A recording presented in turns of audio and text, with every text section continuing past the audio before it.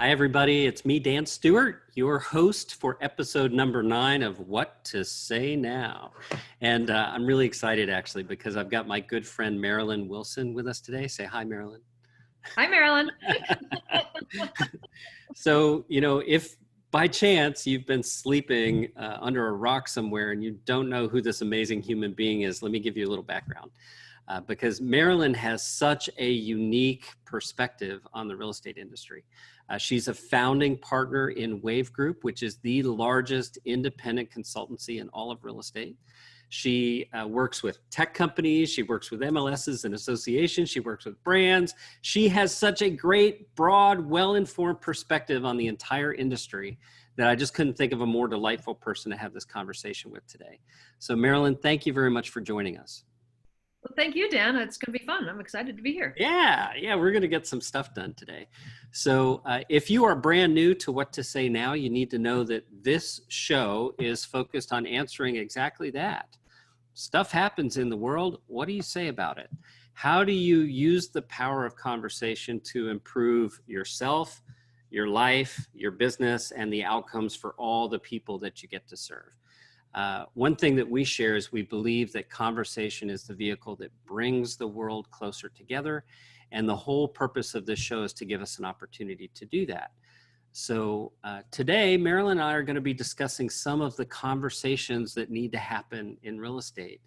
And we're going to start by specifically addressing just one segment, right? And that's going to be the conversation that takes place between the agent and the people, the communities, the individuals, the families that agent serves. So Marilyn, does anything come to mind for you as the conversation that agents really need to be prepared to have today with their members, their clients? Well, we all need a lot of sensitivity these days because I think many of us, I'm sure everybody on the call was hopeful that we were starting to sort of pull out of the COVID thing. And unfortunately, it seems like we're sliding back into it, maybe even worse than we did in round 1. So I'm kind of personally thinking of this as phase 2, not phase 2 from a COVID perspective, but phase 2 from my own personal way of dealing with these things, right? Yeah. And so thinking about number one, how do I stay strong? How do I'm sure I'm not the only one that in the first round of COVID was like, I think ice cream's okay now. I don't think it matters that I'm eating it every day, right? Yeah, I gave the COVID-18. I almost got to 19. I think mine was probably close to 19. And many of us found, because there was so much uncertainty, we found it in places that maybe were not the healthiest to find them. Yeah. So now it's really time to personally gear yourself up, right? To make sure you're eating right, sleeping right, exercising, doing all those things that matter. Reflecting, meditating, whatever it is that helps you get in the right frame of mind. If you don't, you won't be able to help anybody, right? So that's number one. I've heard psychologists say that there's basically 3 reactions. We fight, we flee, or we freeze. Right. And, I think eat probably needs to be added to that. We fight, flight, freeze, or eat. Yes. I did my share of eating. I've heard a different way of saying a hunk, a chunk, or a drunk. That's not so good either. Right. I may have had something to drink along the way too. Fine. Call me out, Marilyn. It's fine. Anyway, with all of that said, I think all of us have to have that moment where we say, okay, we're good. And, find a way to settle into another way to support our clients. Yeah. Thank you. And I was telling Dan just before we got on the call, we're just in the midst of hosting some research right now, talking to consumers about a lot of things related to COVID-19. And we heard some encouraging news. We're hearing some encouraging news. Number one is that while consumers may not be completely comfortable with a full-on open house and kind of a free-for-all in the way that we may have thought of open houses historically, they are comfortable with in-person open houses. In other words, just with one family. Assuming that the proper safety precautions have been taken, that everybody's wearing masks and distancing and all the things that we've all heard ad nauseum these days. So they are okay. And this is both buyers and sellers that are okay going into a house or a seller allowing someone in their house. So that's good news. The other thing that we've heard that I think is exciting way beyond COVID is that the virtual live open house is here to stay. We've discovered not that we couldn't have always done these, right? But we've discovered a way to frankly, make the process easier. So if you think about, worst case where someone says, I've just moved here. I have no idea. I was that person, right? Don't have any idea. I've never lived in California before. I need to see 30 houses. So the agent's like, great. Yeah. Love you. Can't wait to drive around to 30 houses. Right. But now what consumers are saying is that it's 79% of them so far have told us they love virtual live open houses. It's a great way to get a first look. And it's also a great way to prioritize, right? So instead of now, maybe looking at 10 houses, you get rid of 7 and then you just spend the in-person time in those 3. So think about the savings in time, in driving time, gasoline, the environment, not to mention your own personal time, right? I think it's a big win for all of us. Yeah, it stacks up. And, I'm going to ask you to comment on the difference between a live virtual open house and a 3D tour. Like, they are not the same thing, right? They are not, but I've actually seen people blend the two, which is very interesting. So one of the things consumers are telling us is they love live because they love to be able to ask a question, and you can't do that if it's already recorded, right? So it becomes much more of a I don't want to say normal. Nothing's normal in our old definition, right?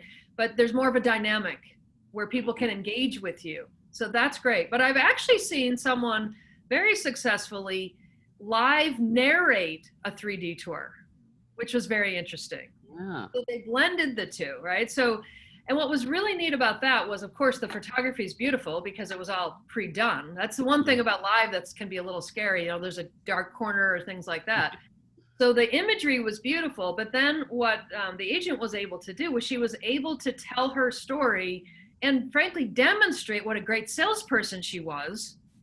Because now that can be recorded and she can show that to her next potential client to say, look at what I did to, and you know what, that house went, I did that virtual tour or open house on June 2nd and by June 15th it was sold, right? So there's a lot of benefits to it, but you can blend them. But I would say if you're only doing a 3D tour, that's not enough anymore. You've got to bring some live dynamic to it and some personalization to it that comes to you as the agent that knows the house the best, for sure. Yeah, definitely important to bring that personalization to it. I mean, Definitely. Otherwise it sticks and bricks, right? You've got to create the story.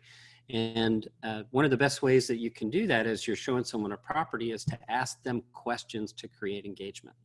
Exactly. So, if you're showing them a quality of the home that you think will be particularly marketable, ask them how they would use it. Ask them, have you ever seen anything like this before? It's amazing, right? Create some engagement around that. Absolutely. And to that point, if you can, have someone with you so you can be on camera and then you can have someone else fielding the questions for you, making sure, and there's 3 people behind this camera supporting us today, right? That's right. It may look easy on camera, but the truth is there's a lot of things going on behind the scenes. So, if you can, have someone that's with you to feed you those answers.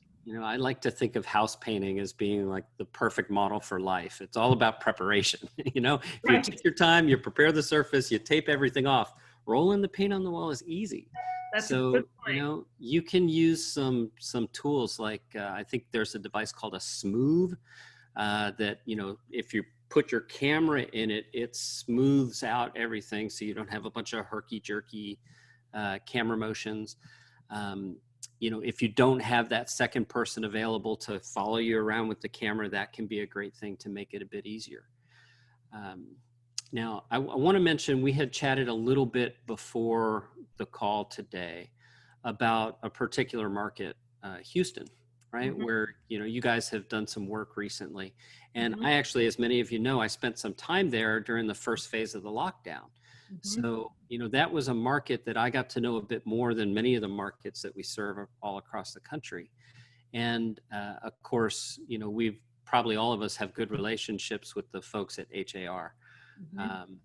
Bob and his group, I think, are one of the leading MLSs in the country. They're just amazing in the way they're thinking ahead. So one of the issues that comes up is ADA compliance.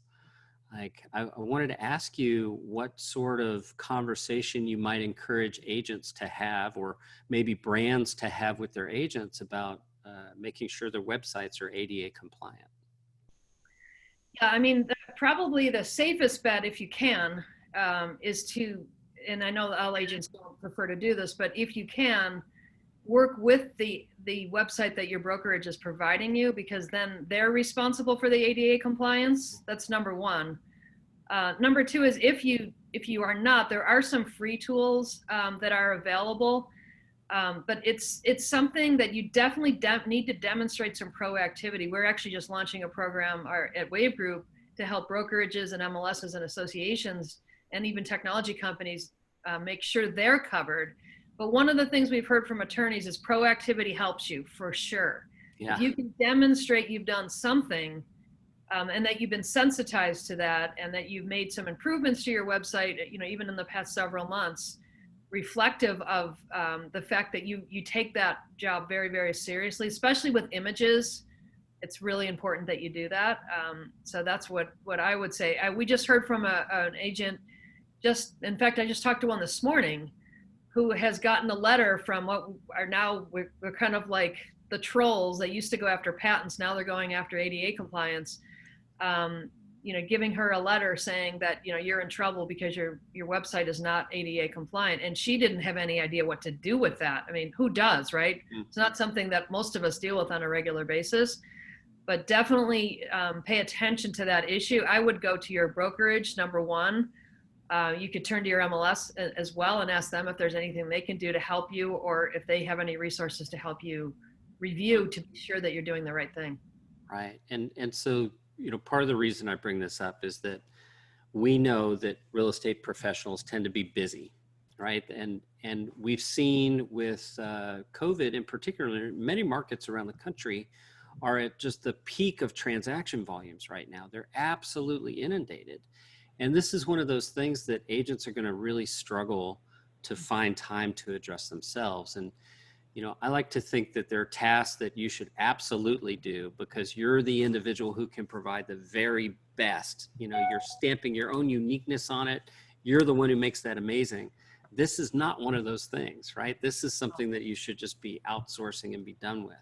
So, definitely keep an eye on that. But back to the issue at hand of conversations, right? As we're coming out of COVID, right? Or maybe perhaps going back into COVID, we're seeing so many people struggle with this. People I know and love have been diagnosed and are deathly ill. I know people personally who have passed away from this. I would encourage everyone to wear a mask and wash their hands and use hand sanitizer and don't travel if it's not necessary and be safe. And yet just saying those things, I feel a little bit at risk because what I see in my social stream every day are people who, think that that's a wrong opinion to have. So the place where I would like to encourage everyone to be, and I really want your input on this, is that you have to understand that as a professional providing a service, it's not your job to change someone's heart about what they should or should not be doing. You have a fiduciary obligation to your clients that you need to stay on. You need to focus on that, right? And you also need to have personal boundaries. And I would encourage you to adopt personal boundaries that make sure you stay as safe as possible. So are you seeing anything around the industry, any leadership from brands, Marilyn, or from agents that stand out that are really effectively addressing the COVID situation? There's a lot of brands that are providing guidance, and not guidance like CDC guidance. We heard those words now, and we have new words come. They have new definitions than they've ever had before. But I think what you just said is right. You have to have personal boundaries, but importantly, you can be respectful of someone else's opinion, and yet still protect yourself and their clients. So if you have a seller, for example, that says, hey, bring them all in, have an open house, I'm fine with that. You can still provide them guidance on, well, we can if you're comfortable with that, and if of course it's appropriate in your community, because as we know, every rule is different and they change every 15 minutes. But if it's okay, but it doesn't mean that you still can't, follow safe practices and things. And I mean, the truth is none of us like wearing masks. They're kind of awful, right? But in the scheme of things, that relative to getting extremely ill or even passing away or infecting someone, it's really not that big a deal in the scheme of things, right? We all don't love it, but it kind of is what it is. But I think maybe the safer and more politically correct answer is to talk about all these new virtual solutions that we've got now. Mm-hmm. And as soon as we publish our data, I'll be happy to share it, and Dan, you can share it with your audience too. Yeah, thank you. Where it will show, how people are relatively comfortable with the caveat that you must, have proper safety precautions in the way. And I think this next resurgence, this new resurgence, is even some folks that thought this was all kind of crazy and was made up and didn't really matter. I think even many of them now are like, all right, I get it. None of us want this to happen. None of us are encouraged, especially in the summer when we mostly have lots of fun, to have it. But I would lean toward using, like we talked about, you can do virtual listing presentations these days. You can do virtual market updates these days. You can do virtual reports you can do email reports. There's a lot of ways to communicate very effectively. And the good news is, if you had asked 6 months ago, the average consumer, what's a Zoom? They probably would have said, I don't know. Is that like, someone said that, is that the noise they make on the Toyota commercial or the Mazda commercial? It's like, no, what we mean. And now everybody knows what it is. Everybody's had to use it in some context. So it's not so foreign. Yeah. So you can say to them, if we do want to meet in person, I'm happy to, but we'll socially distance and we'll be, wearing masks and things like that. And if not, we're just as comfortable doing things right from the safety of your living room and my living room. So that's what I would say.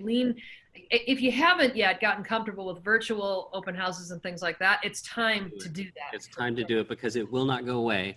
If we snapped our fingers and we made COVID disappear, we're still going to have virtual open houses. Exactly. And it just demonstrates that you're serious about marketing and promoting their properties in every way that you can, and that you're not going to let anything slow you down, including COVID. Mm-hmm. And I think also as the general population gets more and more comfortable with these virtual tools, it opens up so many great possibilities. Mm-hmm. Like internally at my company, we've been using Zoom for years.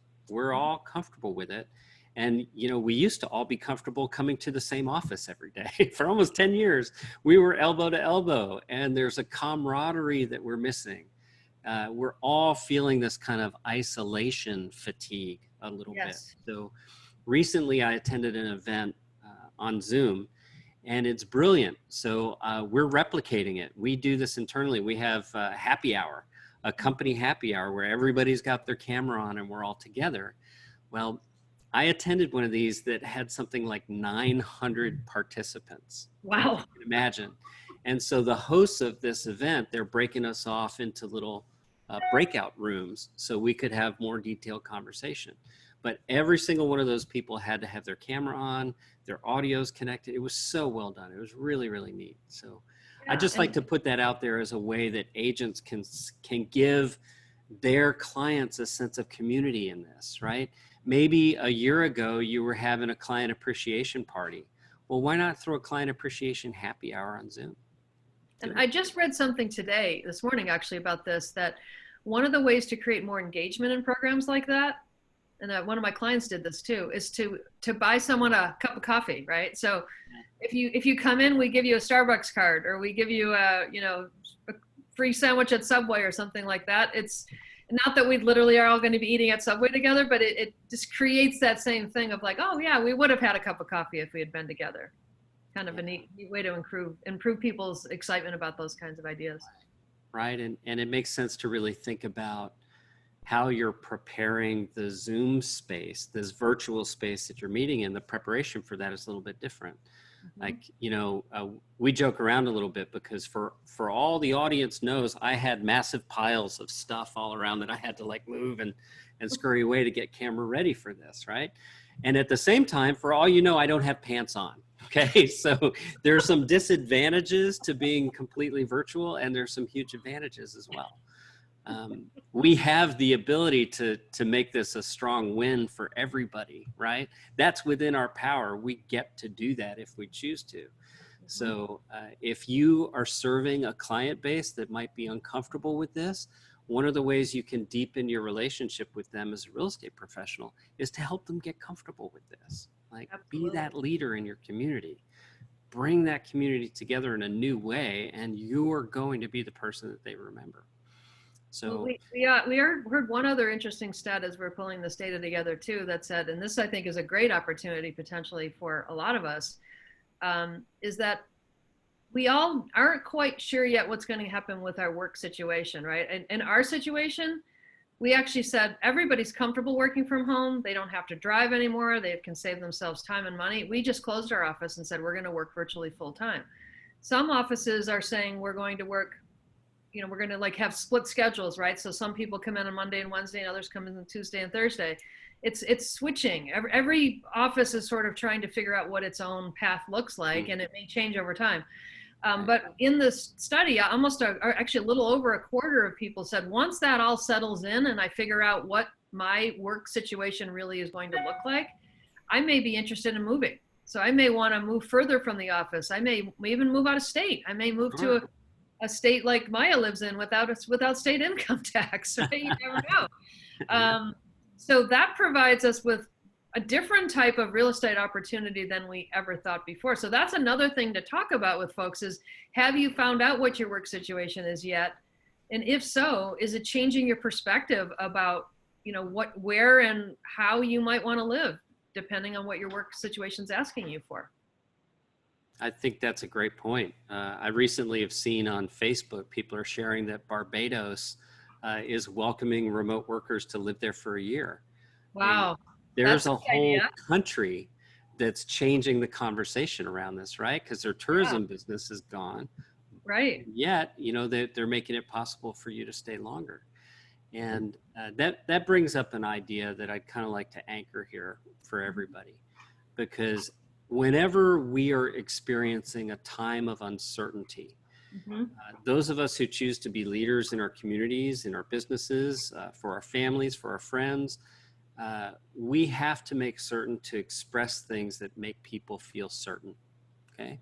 So anywhere where things are complex and complicated and can be difficult, you need to work extra hard to give the people you're working with the sense of security.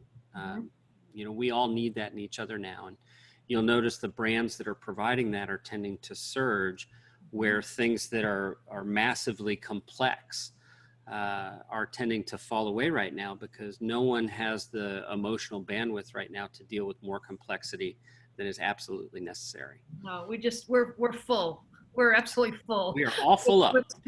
You can move on. We are all full up. That makes sense. So, gosh, Marilyn, what can I say? It's 2:23 already. This was supposed to be a 15-minute session, and I'm sure we could stretch this out and talk all day and all night. I'd like to invite you. Is there anything coming up in your world that you'd like to share with the audience? Anything on the horizon for you? Wow.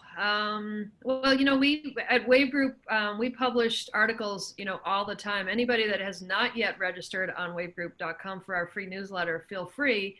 And if there's anybody on the call that would like it, we love to have you with our RE Technologies, our other site. And that's designed to help real estate agents and brokers learn tips and tricks every single day about how technology can help you be successful. Normally that's $200 per year, but if there's anybody here that wants to leave a comment for us, send your email address in there, we'll be happy to sign you up for that for free for the year. So. Oh, that's awesome. Thank you, Marilyn. Love to have you there, because we have people like Dan on talking to us all the time, and they're the people that can really help you through this. So. Yeah, it's solid. We've been doing business with RE Technology as a brand since literally the first few months of our inception. Marilyn, you and your whole company, you've certainly been a friend to Happy Grasshopper, so I want to thank you for that. Absolutely. And, for those of you who are viewing this, you might be watching this on YouTube. You might be seeing a recording in a group later. We may have even emailed it to you. So whichever format you're in, just go ahead and let us know, make a comment, reply. and we'll make sure that we help you take advantage of what Marilyn's just offered. Absolutely. So, thank you so much for joining me today. I really appreciate it, Marilyn.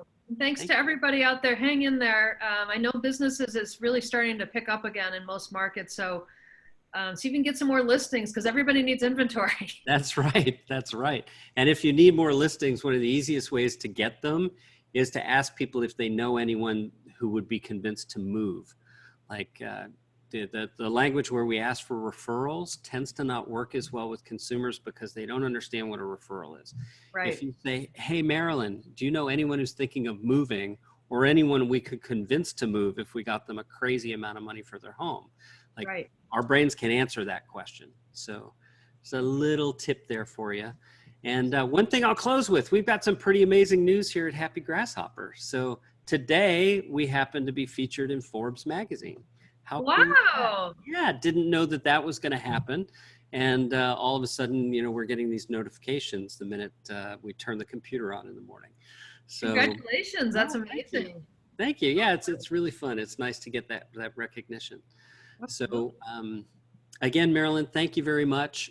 Really appreciate your being here today. And if you're watching this and you felt that this session was valuable, please like it, please share it, and please know that next week we're moving to our brand new time, which will be Tuesdays at 2 p.m. Eastern. So thanks for everybody for tuning in. Again, Marilyn, thank you for being here. Thank you. Thanks, everybody. Have a great day. Bye.